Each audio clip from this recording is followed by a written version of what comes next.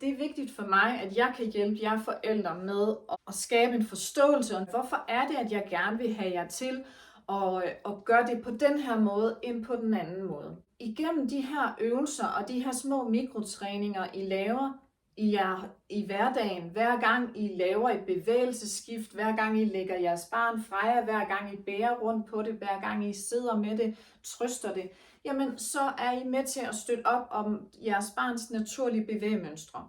Vi skal ind og have skabt en styrke og en kernestabilitet fra starten af, så det er, at de kan bruge det i deres videre udvikling. Vi gør jeres børn aktivt. Det skal selv være med i det, vi gør. Så de skal ikke være passive. Så vær god til at tage tiden, lav bevægelsen, nørd i kvaliteten, fordi så vil I hurtigt opdage, at jeres barn er med på, hvad det er, I skal. Når du laver alle de her gentagelser mange gange i løbet af en dag, men så er det, at dit barn lige så stille lærer i, og når det er det, vi gerne vil have.